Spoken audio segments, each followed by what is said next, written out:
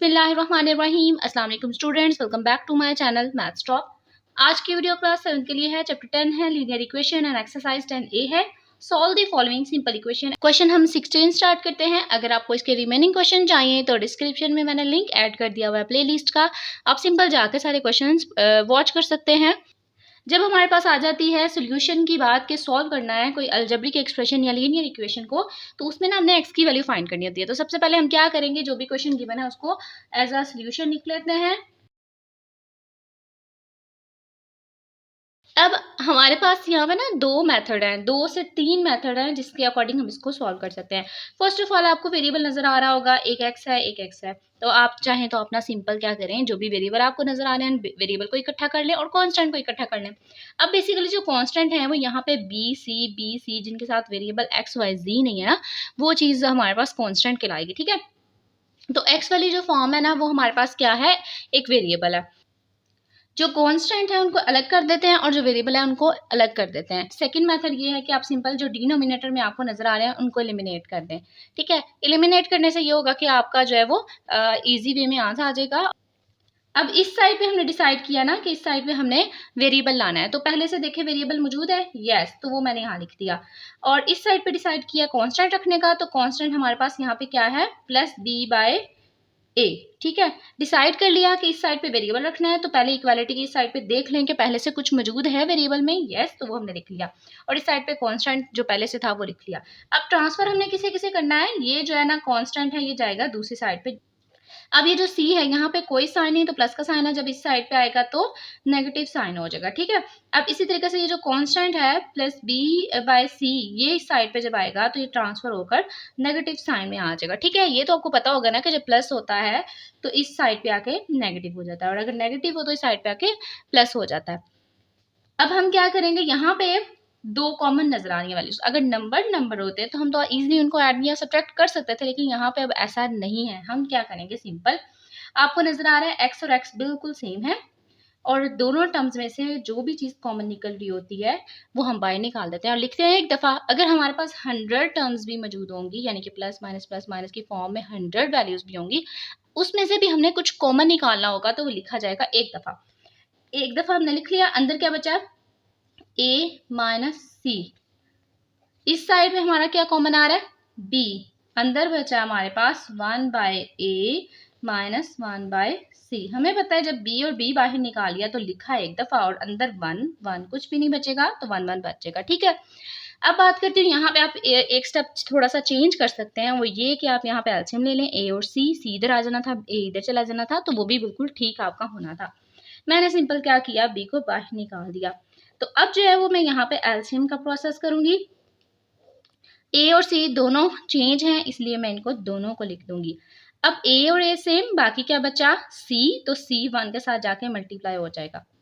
सी और सी सेम, बाकी क्या बचा, ए, तो ए ऊपर 1 के साथ जाके मल्टीप्लाई हो जाएगा। ठीक है, तो अब हम दूसरी साइड पे देखते हैं, हमारे पास जो है वो एक्स चाहिए, ए सी यहाँ पे मल्टीप्लाई हो रहा है, कोई साइन नहीं है, तो ब्रैकेट वैसे भी हमें पता है मल्टीप्लिकेशन होती है, लेकिन कोई भी साइन ना हो, अगर नंबर लिखा हो और एक सिंपल और एक वेरिएबल हो तो उनके दरमियान में कोई साइन है ना, तो वहां पे मल्टीप्लिकेशन का साइन एग्जिस्ट कर रहा होता है।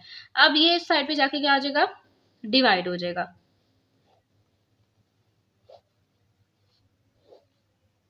ठीक है, तो डिवाइड हम इस तरीके से नहीं लिख सकते, इसलिए मैं सिंपल क्या लिखूंगी, 1 लिख दूंगी। लाइक इसके नीचे अगर कोई नहीं है ना तो 1 आता है, ये तो आपको पता होगा ना, तो 1 ऊपर जाके मल्टीप्लाई हो जाएगा और a माइनस सी जो है वो डिवाइड हो जाएगा।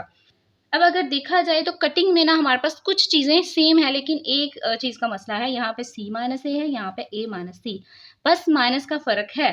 तो मैं क्या करूंगी, यहाँ पर माइनस निकाल लूंगी इस वाली ब्रैकेट से बाहर। जब भी ब्रैकेट के बाहर नेगेटिव साइन होता है तो सारे साइन अंदर के ऑपोजिट हो जाते हैं ना, इसी तरीके से जब हम किसी ब्रैकेट से माइनस निकालते हैं, बाहर लेकर जाते हैं, तो अंदर के सारे साइन तब भी चेंज हो जाते हैं। तो जब सारे साइन चेंज होंगे तो ये कैसे आएगा, माइनस सी प्लस ए। तो ए को मैं अगर पहले लिख दूं, और हमें पता है ये पॉजिटिव है, और वो लिखें या ना लिखें इससे कोई फर्क नहीं पड़ता, और जो सी था वो नेगेटिव हो गया, उसको मैंने यहाँ पे लिख दिया। ठीक है, और नीचे जो है ना वो हमारा आएगा ए सी, 1 बाय ए माइनस सी, ये सारा कट हो जाएगा इस a माइनस सी के साथ, और बाकी जो हमारी वैल्यू बचेगी वो मैं यहाँ पे नेक्स्ट पेज में लिख देती हूँ।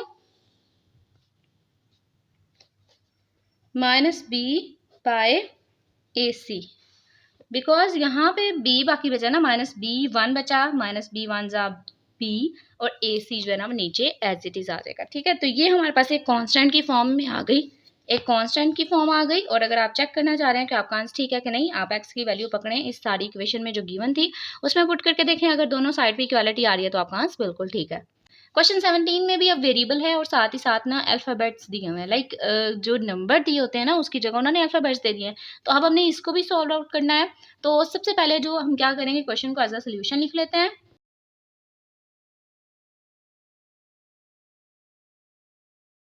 तो अब हम क्या करेंगे, यहाँ पे हमारे पास टू मेथड हैं। फर्स्ट मेथड ये है कि आप सिंपल क्या करें, एलसीएम लें, एलसीएम लेने के बाद जो एक्स की वैल्यू होगी वो सेपरेट कर दें और कांस्टेंट को सेपरेट कर दें। जो सेकंड मेथड है वो ये है कि आप एल एम एन और एल एम को एलिमिनेट कर दें डिनोमिनेटर को। ठीक है, तो एलिमिनेशन भी आसान है और इस तरीके से अगर आप एलसीएम से भी करते हैं तो वो भी ईजी है।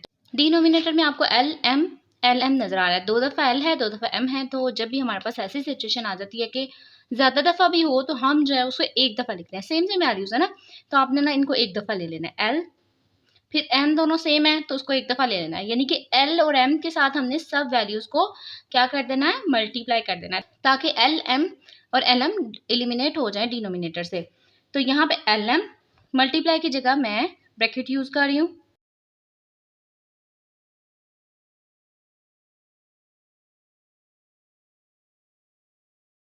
अब ये एल इस एल से कट हो जाएगा, ये एम इस एम से कट हो जाएगा, ये एल इससे, एम इससे, बाकी हमारे पास बचा M into X minus A plus L into X minus B equals A L plus B M. अब हम यहाँ पे फर्दर मल्टीप्लाई कर लेते हैं। जैसे हमारे पास अगर एक ब्रैकेट के अंदर कुछ भी टर्म्स हो और बाहर कुछ नंबर लिखा हो या कुछ वैल्यू हो तो वो वैल्यू सब टर्म्स के साथ मल्टीप्लाई हो जाती है। तो जैसे एम और एक्स ने मल्टीप्लाई होना है, M X as it is आ जाएगा, बिकॉज ये दोनों सेपरेट वैल्यूज हैं, लाइक एक कोफिशिएंट है और एक वेरिएबल है, इसीलिए हमने इनको एज इट इज रहने दिया। अब एम और ए मल्टीप्लाई होगा, सेंटर में आएगा माइनस, तो मैं अल्फाबेटिकली ए को पहले लिखूंगी और एम को बाद में लिखूंगी। सेम एल जो है पहले एक्स के साथ होगा तो एल एक्स, फिर एल बी के साथ होगा तो plus minus minus L B, या बी एल बी आप कर सकते हैं क्योंकि बी अल्फाबेटिकली पहले आता है, A L plus B M. अब मैं क्या करूंगी, वेरिएबल को एक तरफ कर दूंगी और कांस्टेंट को एक तरफ कर दूंगी। तो डिसाइड कर लिया मैंने कि वेरिएबल इस साइड पे रहेंगे। तो पहले देख लें आप कि इक्वालिटी की इस साइड पे, जिस साइड पे हमने वेरिएबल रखने हैं, क्या पहले से ही कुछ वेरिएबल मौजूद है? Yes of course, M X plus L X. अब इस साइड पे हमने कांस्टेंट रखने हैं तो हमने देख लेना है कि पहले से ही इस साइड पे कोई कांस्टेंट मौजूद है, यानी कि जिनके साथ एक्स एक्स वेरिएबल नहीं है। यस ऑफ कोर्स मौजूद है, तो वो मैंने लिख लिए। ये चारों चीजें लिख ली, बाकी दो चीजें हैं जो कि कांस्टेंट है, मींस कि इस साइड से कोई भी वेरिएबल इस साइड पे नहीं आना। जो वेरिएबल की वैल्यूज थी वो हमने लिख ली हैं। कांस्टेंट को हमने उठाकर उस साइड पे लेके जाना है। ये यहाँ पे माइनस हो रहा है, इस साइड पे जब आएगा तो प्लस हो जाएगा। ये यहाँ माइनस हो रहा है, इस साइड पे जब आएगा तो ये क्या हो जाएगा, प्लस हो जाएगा। और इस साइड से हमने क्या करना है, x और x दोनों टर्म्स में x और x मौजूद है। हम ये इसलिए करते हैं ताकि x जो है ना ये यूनिक आ जाए, एक वैल्यू आ जाए। तो x को मैंने जब बाहर कॉमन निकाला तो लिखा एक दफ़ा। जैसे मैंने यहाँ आपको एक बात बताई थी कि जितने भी हमारे पास टर्म्स मौजूद हों, अगर हमने कुछ कॉमन निकालना होता है तो एक दफ़ा लिखा जाता है। x बाहर आया, अंदर बचा m प्लस l। अब हम क्या करेंगे, चार वैल्यूज हैं तो चारों में से तो कुछ कॉमन नहीं आता, दो दो वैल्यूज ले लें, दो दो वैल्यूज सेलेक्ट कर लेते हैं, या तो a कॉमन निकालें या l कॉमन निकालें। तो मैं ना a और a कॉमन निकाल लेती हूँ, मीन्स इसको और इसको इकट्ठा कर देती हूँ, a l plus a m। फिर बी एल और बी एम को इकट्ठा कर देती हूँ, B L plus B M. मैं इसलिए ऐसा कर रही हूँ ताकि ना एल और एम जो है ना वो हमारी फॉर्म में आए। तो मैंने क्या किया, बी एल और बी एम लिख लिया। अब इन दोनों में से मुझे निकालना है ए और अंतर बचेगा एल प्लस एम। दोनों में से जब बाहर निकाला तो एक दफ़ा लिखा, बाकी बचा एल प्लस एम। इसमें से मुझे निकालना है बी, बी निकाला, अंदर बचा एल प्लस एम। ठीक है, अब हम क्या करेंगे, अब इस सारी इक्वेशन को आपने एज अ होल ले लेना है और आपने समझना है कि ये सारी एक टर्म है, ये सारी दूसरी टर्म है। अब पहली टर्म और दूसरी टर्म में क्या क्या चीज़ें सेम है, एल प्लस एम और एल प्लस एम। तो इसको जब मैं लिखूंगी तो एक दफ़ा लिखूंगी, आप हरगिज़ ये नहीं कर सकते कि एल को सेपरेट निकालो और एम को सेपरेट निकालो। जैसे हम दो वैल्यूज़ को एडिशन करते हैं और एक नंबर आ जाता है ना, सेम इसी तरीके से आप ये समझे कि एल और प्लस एम जो है ना, ये दोनों एक ही नंबर है। तो इसको जब मैंने बाहर निकाला तो एक दफ़ा लिखा, अंदर बचा हमारे पास ए प्लस बी।